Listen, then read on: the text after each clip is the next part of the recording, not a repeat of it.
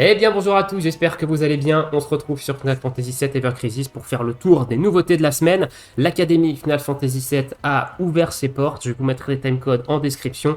Écoutez, on est parti, direction les notices. On va commencer avec l'annonce du prochain événement de classement qui est un Dungeon Ranking, et ça c'est plutôt cool. Il sortira jeudi de la semaine prochaine, donc le jeudi 8 mai à partir de 3h du matin.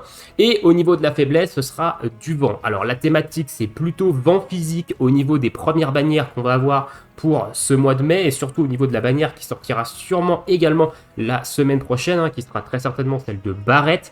Donc préparez, je pense, vos plus belles teams vent physique si vous voulez scorer sur ce dungeon ranking. Ensuite, on a le retour de Crisis Dungeon. Ces Crisis Dungeon, eux, reviennent demain. Donc à partir de demain, 1er mai, aux alentours de 3h du matin, on aura 4 nouveaux Crisis Dungeon qui vont faire leur retour. L'Igara Forbidden Zone, le Mako Reactor 1, la Mithril Mine et l'Abandoned Factory. Je précise que si vous les avez déjà complétés et que vous avez déjà récupéré les récompenses de ces Crisis Dungeon, ce n'est pas réinitialisé. C'est bien mentionné ici, donc ça ne sert à rien d'y retourner si vous les avez déjà fait. Néanmoins, si vous êtes un joueur récent, que vous êtes arrivé avec par exemple le demi-anniversaire en mars, vous avez pas mal de récompenses à aller récupérer dans ces 4 Crisis Dungeon et notamment des cristaux pour invoquer. Alors pas de nouveaux Crisis dans ces 4 nouveaux, mais on a eu une zone d'exploration dans le dernier chapitre de The First Soldier au mois d'avril. Donc on aura très certainement un nouveau Crisis Dungeon avec cette nouvelle zone d'exploration qui sortira à mon avis mi-mai, fin mai, donc je pense pas de panique au niveau des Crisis Medal. Et en plus, les Crisis Medal, normalement, on en a dans le Dungeon Ranking qui devrait sortir, qui sort jeudi de la semaine prochaine. On va ensuite parler des news de la journée. Ce qui est sorti ce matin, ils ont fait un petit coup de propre sur la fenêtre d'invocation. Donc on le verra quand on parlera de la bannière du jour, mais c'est vrai qu'au premier abord c'est un petit peu perturbant parce qu'ils ont un petit peu changé le screen. Voilà, un petit peu le nouveau screen. Au lieu d'avoir un onglet par bannière, on a un onglet par type de bannière. Donc les bannières de l'onglet campagne, c'est les bannières gratuites en fait, là où on va faire nos multi quotidiennes gratuites. Les spéciales, c'est les bannières spéciales, donc on va y retrouver les step up notamment, on va y retrouver aussi les bannières particulières sur lesquelles on pull avec des cristaux rouges. Les limit break, et bah tout simplement les bannières limit break. Voilà, toutes les bannières de type limit break, elles seront dans cet onglet.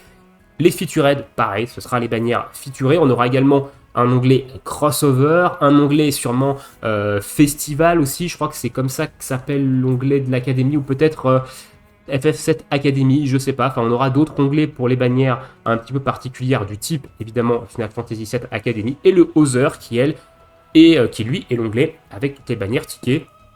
Mais on y retournera un petit peu plus en détail tout à l'heure lors de mon avis sur la bannière du jour. Donc voilà, donc c'est un petit peu perturbant, je vous cache pas au début que c'est perturbant. Ever Crisis Academy Campaign On Now, donc la campagne de début de l'événement de l'Ever Crisis Academy qui a ouvert ses portes aujourd'hui. Donc le poisson d'avril qui devient réalité. Alors poisson d'avril, est-ce qu'ils n'ont pas profité de ça pour prendre un petit peu la température aussi de la communauté? C'est également une théorie qui avait été exposée lorsqu'ils avaient présenté ça le 1er avril. Alors, si c'est vraiment pour prendre la température, le timing n'est pas incroyable. Sortir ça pour le 1er avril, les gens ont vraiment cru que c'était un poisson d'avril et en fait, pas du tout. Donc, est-ce qu'ils ont fait ça pour prendre la température parce que c'était déjà prêt, ou au contraire, est-ce qu'ils ont vu que les gens étaient déçus que ce soit un poisson d'avril et ils ont vite développé un truc? On sait pas. Néanmoins, le poisson d'avril devient réalité et du coup, on a une campagne avec l'arrivée de cette Ever Crisis Academy. Donc dans un premier temps, on nous offre 100 Mako-Gemmes de l'Ogre Killer, qui est du coup l'arme ultime de Glenn, qui est l'arme ultime du mois de mai. Donc ça, c'est plutôt cool parce qu'on va également avoir 40 Mako-Gemmes supplémentaires toutes les semaines via un bonus de co. Donc il nous offre 140 Mako-Gemmes de l'arme ultime de Glenn, sachant qu'il en faut 300 pour la pity. Ça fait quand même 14 multi à faire en moins, donc c'est quand même pas mal d'économies au niveau des cristaux pour ceux qui comptent invoquer sur les bannières de mai. Encore une fois, c'est bien pour ceux qui comptent invoquer. Si vous comptez pas invoquer sur les bannières de mai, vous allez vous retrouver avec 140 Mako-Gemmes de l'arme de Glen qui vont vous servir à rien. Ça sera très certainement mon cas également. Donc c'est bien pour ceux qui invoquent. Pour ceux qui invoquent pas, et bah c'est des trucs qui vont pourrir en fait au fond du sac en attendant un rework en fait de ce système d'acquisition des armes ultimes. Mais ça reste sympa. Ça reste sympa, on va pas dire le contraire, surtout que je pense qu'il y a pas mal de personnes qui vont invoquer au vu des petits changements au niveau des bannières, donc ça reste ok. 29 multi quotidiennes, du coup, donc une multi par jour pendant 29 jours, ça c'est classique, ça fait un moment qu'on les enchaîne, ces trucs-là. En plus maintenant, il y a en plus de ça, la multi quotidienne avec les pubs. Donc ça fait quand même pas mal de 5 étoiles qui tombent. Et on commence vraiment à avoir pas mal d'armes featurées OB10. Même dans les nouvelles, ça devient compliqué de savoir quoi mettre en wishlist lors des différentes invocations. Mais c'est toujours ça de prix. Pour les joueurs qui arrivent sur le jeu, ça leur permet d'avoir des invocations gratuites régulières. Donc c'est cool. Un petit login bonus sur 3 jours qui va nous donner 4500 cristaux, donc 1500 cristaux par jour. Ça c'est cool, ça fait 2 multi et demi quand même, mine de rien. Une petite campagne de boost qui va doubler les récompenses dans les quêtes premium, dans les quêtes de weapon enchantment et dans les quêtes de synthétisation. Donc des matériaux pour crafter les matérias. Donc globalement, sur les Weapon Enchant et sur les Synthétis Quest, c'est pas très intéressant pour des joueurs Day One, c'est plus intéressant pour des joueurs un petit peu plus récents. Mais en tout cas, les Premium Quest, du coup, ça double le nombre de Mithril Ore qu'on a. Donc même pour des joueurs Day One, ça reste quand même plutôt sympa. Donc ça, c'est quand même une très très bonne campagne de boost. Ensuite, une grosse campagne de boost d'expérience, et ça c'est plutôt à destination des joueurs récents ou des joueurs qui n'auraient pas monté tous leurs personnages, parce qu'il y a quand même 2000% d'expérience supplémentaire sur tous les personnages et 3000% sur les joueurs qui ont un niveau, sur les personnages qui ont un niveau de joueur inférieur à 20. Donc le niveau de joueur, c'est ce que vous avez en haut ici, le player level. Donc si vous avez commencé le jeu à l'anniversaire ou si vous commencez le jeu maintenant et que vous êtes niveau 20 et moins, et vous avez 3000% de boost d'XP sur vos personnages, de quoi monter les personnages 90 vitesse grand V, honnêtement ça va très très très très vite, donc ça c'est quand même plutôt cool. Ensuite, le logging bonus, voilà, dont je vous ai parlé, dans lesquels on va avoir les fameuses box sélectives de weapon parts. Ça, c'est très intéressant. Honnêtement, personnellement, je les garde, je les utiliserai quand j'aurai besoin de weapon parts sur tel ou tel perso. Mais ça, c'est cool, on va en avoir 3 par semaine. 20 Astro Wind. C'est toujours intéressant pour ceux qui n'ont pas encore terminé les différents overboosts sur les reliques du Haut-Vent et les Macogem de l'Ogre Killer. Donc on en aura 10 cette semaine et on en aura 10 par semaine, donc 40. Ça fait 140 avec les 100 qu'on nous a offerts.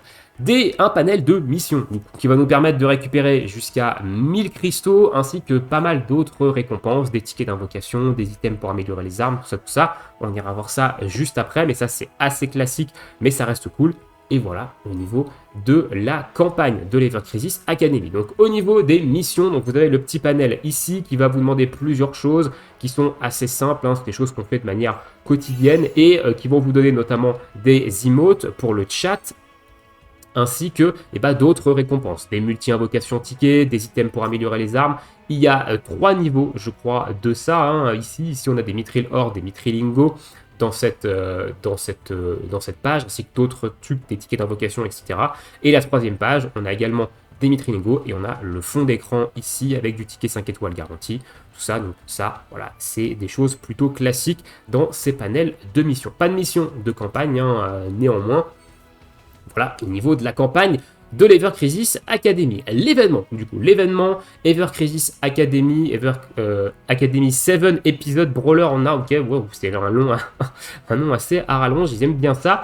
Donc, une arme free-to-play à récupérer dans cet événement, qui est une arme free-to-play pour Sephiroth, qui va donner HP et boost de Physical Ability Potency, et sa capacité va attaquer en zone avec des dégâts magiques non élémentaires et va diminuer la défense physique. Voilà, bon, globalement, c'est une arme soit qu'on va utiliser pour son skin, soit pour ses air habilités. Les armes free-to-play, on les utilise jamais pour leurs compétences. On a bien mieux, même du côté des armes featurées.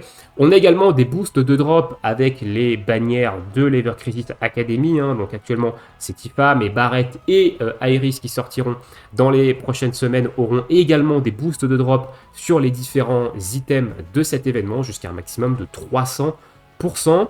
On va aller voir ça un petit peu plus en détail dans l'événement. Du coup, donc Ever Crisis Academy, épisode Brawler. Donc on va commencer avec les combats, donc les quêtes. Au niveau de la story, on a 6 niveaux au niveau de story, dont un petit combat ici qui vous donne des cristaux, qui est pas bien méchant. Au niveau des combats solo, on a le combat quotidien, on a un X sur le Big Bad Iris et le Monsieur B, ainsi qu'un X sur Monsieur B et Big Bad Iris. C'est plutôt marrant d'avoir Iris et Barrett en mode badass de la school. Donc c'est eux les boss, c'est eux également les boss de l'Escalation Challenge qu'on ira voir évidemment juste après. 7 niveaux en solo pour récupérer les matériaux à échanger dans la boutique. Et au niveau de la coop, on a un Monsieur B et Big Bad Iris X qui est vraiment très facile, je l'ai fait en mode random, il n'y a vraiment aucune difficulté.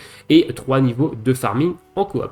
Au niveau du shop d'exchange, c'est classique. On a l'arme free to play, on a des tickets d'invocation 5 étoiles garanties, 5 étoiles garanties pour Barrett et 5 étoiles garanties pour Iris, des memories attaqueurs et de heal. C'est marrant qu'ils donnent des attaqueurs et de heal, sachant que Barrett c'est un tank. C'est pas un attaqueur, honnêtement. J'aurais plus vu tank et heal, mais pourquoi pas. On prend évidemment les attaqueurs, on en a beaucoup plus que les autres à monter. Ça évidemment on prend des Branding Stone magiques, une multi 4 étoiles et plus, une multi classique, des memories et des vouchers memory classiques de ces boutiques là.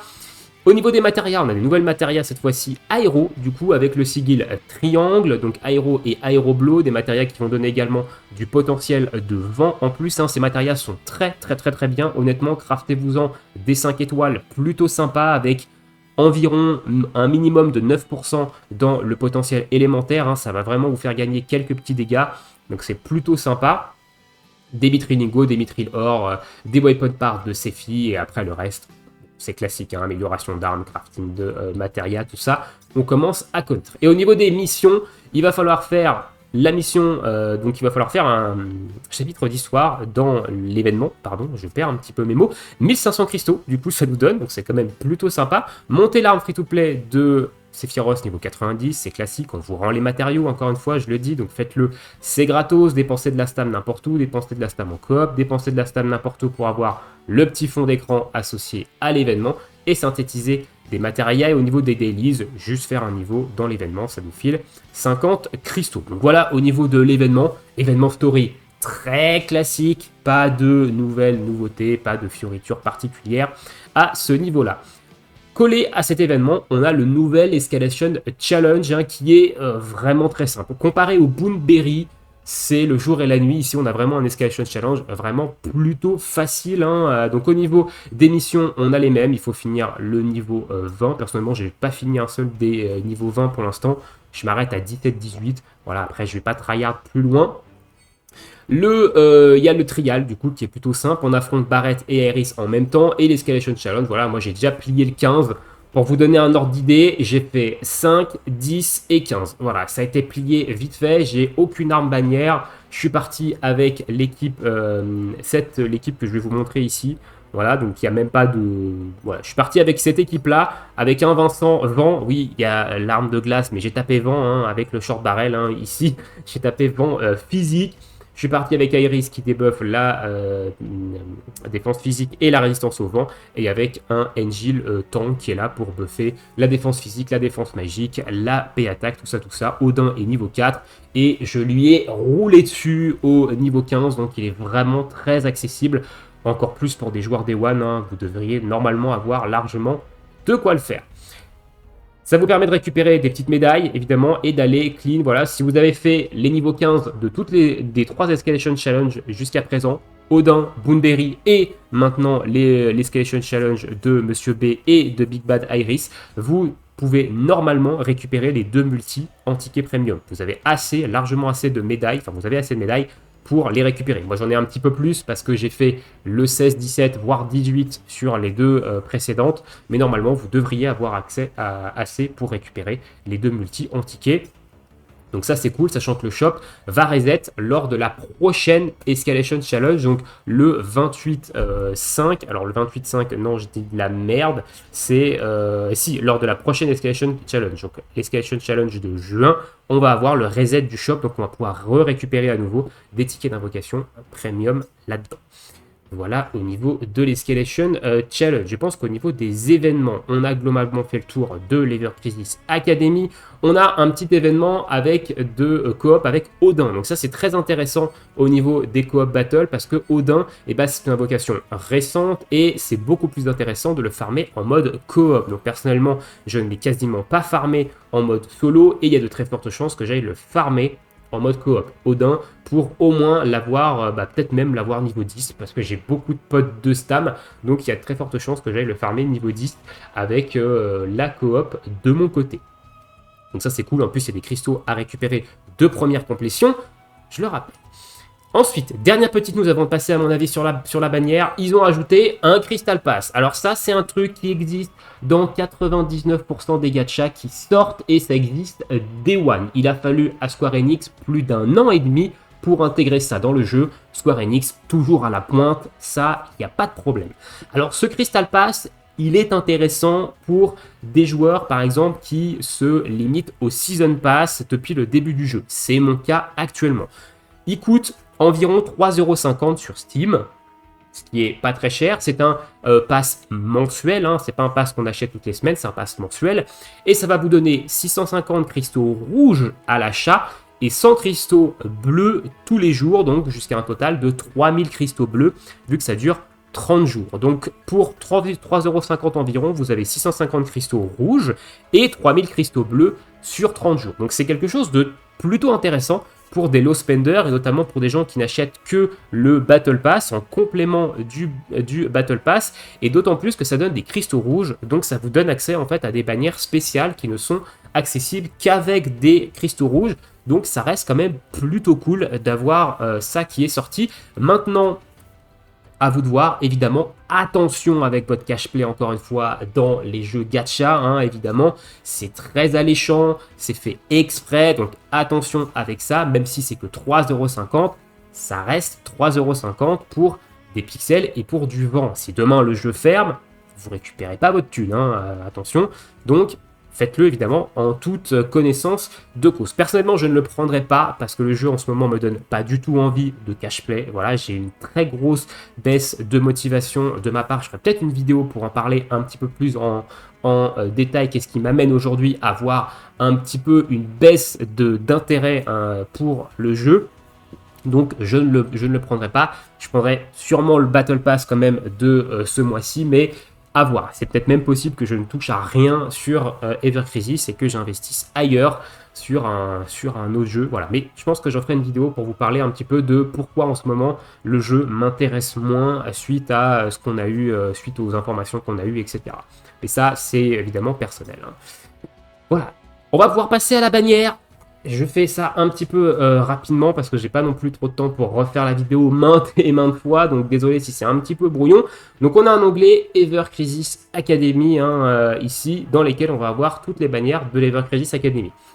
L'arme qui est en bannière pour cette première semaine, c'est l'arme de Tifa. Donc au niveau des stands, on va regarder au niveau des stands parce qu'ils ont fait quelque chose de très bien. Et pour moi, ce qu'ils ont fait ici sur cette bannière, alors je précise, ce ne sera que sur les bannières de l'Ever Crisis Academy. Ce ne sera pas, jusqu'à preuve du contraire, sur les prochaines bannières limitées. Ça ne concerne que les bannières de l'Ever Crisis Academy. Ils ont appelé ça le prix étudiant. Voilà, la réduction étudiant, entre guillemets. Mais du coup, on a sur le premier stand une OB4 de garantie sur l'arme, et à la fin de la page 2, vous avez une OB10 garantie, parce que vous avez 6 doublons de garantie sur la page 2 de l'arme, et 4 sur la première page de l'arme. Donc évidemment, ça donne envie d'invoquer. Voilà, les gens, ils vont se jeter dessus. Personnellement, je risque fortement de skip, malgré ça, parce que je prépare le 2e anniversaire principalement, et l'arme ne m'intéresse pas du tout. Voilà, il y a même des gros fans de Tifa qui vont skip, Voilà, pour vous dire ça, voilà, et non, ils ne sont pas malades, ils vont très bien, mais il y a des gros fans de Tifa qui ne manquaient aucune bannière, qui ont décidé de skip celle-ci, malgré évidemment le système de Storm qui est vraiment, vraiment très bon. Et pour moi, l'OB4 garantie, ça devrait être sur toutes les bannières limitées depuis un bon moment. Et on devrait avoir 2 garanties en plus à la fin de la page 2. On devrait avoir une OB6 garantie minimum en fin de page 2, ce qui n'est actuellement pas le cas sur les bannières limitées. Parce qu'on a quand même beaucoup de bannières limitées qui s'enchaînent maintenant. Et avoir une OB6 garantie à la fin de la deuxième page, vu le nombre de bannières limitées qu'on a depuis le début de l'année, honnêtement, c'est pas du luxe. Voilà, c'est pas du luxe. Donc là, vous avez une OB10 garantie à la fin de la deuxième page, mais je rappelle, c'est uniquement pour les bannières de type Ever Crisis Academy. Donc, si vous voulez en profiter, c'est le moment. Maintenant, on va parler évidemment de l'arme, de Tifa. Alors, le costume, Tifa écolière, évidemment. Je vous laisse, les gars, 5 minutes pour essuyer votre slip. Parce que je pense que là, il y en a beaucoup qui se sont fait dessus ce matin. Voilà, alors j'aime pas vraiment les chaussures, mais classique skin d'écolière sur Tifa. Alors elle est moins sexualisée que ce que je pensais, honnêtement. Voilà, ça reste quand même plutôt soft, même si il y en a qui vont aller chercher à voir sous la jupe. On vous connaît, les gros fans de Tifa. Mais voilà, ça reste Tifa écolière, évidemment, ça ne pouvait pas passer à côté. Au niveau des air habilités, on est sur un 15% défense magique, défense physique. Ça reste une très bonne air habilité, honnêtement. Et le deuxième air habilité, classe précédente Hearing, 30% de dégâts de vent et 20% de dégâts physiques quand votre posture est au maximum. C'est les nouveaux Arcanum depuis le demi-anniversaire. Donc très classique là-dessus. Donc le costume, en termes de air habilité, il est très bon. Ça, il n'y a rien à dire, il est quand même très ok, donc ça, c'est une première chose. Au niveau de l'arme, maintenant, donc le classe président bracelet. Donc maintenant, ils n'ont même plus le budget pour lui faire des vrais gants, ils lui font juste un bracelet. Voilà, donc là, on a quand même atteint quelque chose de... on a quand même atteint quelque chose au niveau du skin des armes, c'est juste un bracelet. Voilà, il n'y a même plus de gants, ils n'ont même plus le budget pour ça. Voilà, bref, bon, à mon avis, c'est juste que c'est dans le thème, etc. Je troll, bien entendu, là-dessus. On va la prendre au B10, parce que vu qu'on peut l'avoir au B10 en 2 pages, on va l'analyser au maximum. Donc, pour 4 d'ATB, 1060% de dégâts physiques devant, et si Tifa a 50% ou plus de PV, elle va donner un buff de P-attaque à toute l'équipe de plus 2 jusqu'à plus 3, donc il faut lancer l'attaque 2 fois pour avoir le buff à plus 3. Honnêtement, la C-habilité, elle est très ok, elle est très bonne. Au niveau des dégâts de vent, c'est plus que son arme de vent actuelle, plus que le moteur drive. On a en plus le petit boost d'attaque physique sur tout le monde, si elle a 50% ou plus de PV. Donc la condition est également plutôt facile d'accès, donc c'est une C-habilité très bonne. Au niveau des air habilités, 46 de P-attaque, 39 de boost de Winpot, ça reste évidemment très intéressant également. Et au niveau des slots de Materia, P-attaque et un boost de Sigil Croix. Alors c'est marrant qu'elle ait un boost de Sigil Croix, sachant que les Materia de Aéro, c'est du triangle, je crois. Je crois pas que c'est du croix, ou alors je me suis gouré. Non, c'est du croix les Materia Aéro. Petite vérification vite fait. Est-ce que c'est du croix? J'ai un doute là. Pardon. Non, c'est du triangle. C'est bien ce que je pensais, c'est du triangle. Donc c'est assez étonnant qu'elle ait un boost de sigil pour du croix et pas pour du triangle. Et voilà. Globalement, c'est une bonne arme. C'est une bonne arme. Elle va venir power creep son arme motor drive qu'elle a actuellement dans le jeu. Mais actuellement, c'est pas une arme mandatory, c'est une arme surtout pour du ranking. Ça va être très fort dans le dungeon ranking de la semaine prochaine, évidemment. Mais globalement, vous pouvez largement la skip si l'arme ne vous intéresse pas. Les moteur drive sont très largement suffisants pour le contenu et notamment pour l'Escalation Challenge. Si votre but c'est d'aller jusqu'à l'Escalation Challenge 15, les moteur drive c'est largement suffisant.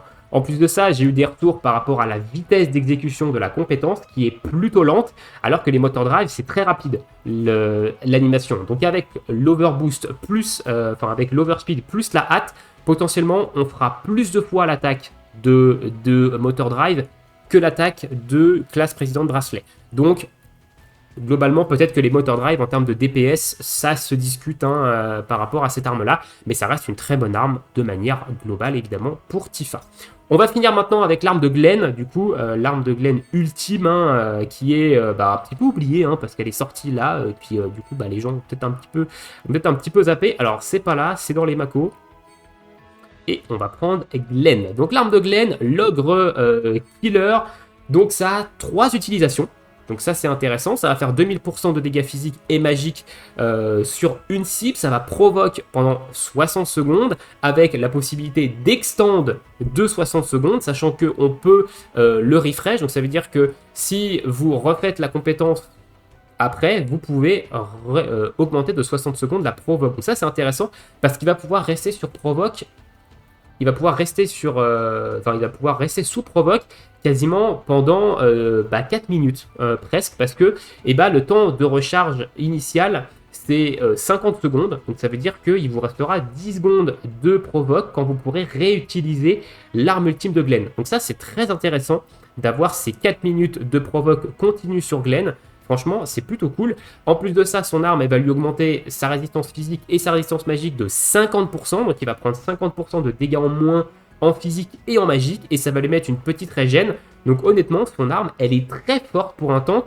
Et ça rehausse vraiment Glenn en termes de tank ici. Il lui faut encore des choses dans son kit, si on compare à du Engil ou à du Barrett. Mais son arme ultime, je la trouve vraiment très très intéressante. Alors, elle vient pallier en fait des manques qu'il y a sur Glenn, évidemment, mais ça reste quand même plutôt cool son activable. Au niveau de ses air habilités, on a quand même un boost ici de 20 points en défense, donc on a 30% de défense physique en plus, et on a la défense boost qui fait qu'il va commencer le combat avec un plus 3 en défense physique et un plus 3 en défense magique pendant 60 secondes, donc c'est quand même plutôt fort, pendant 1 minute. Il a quand même son boost de défense physique et de défense magique.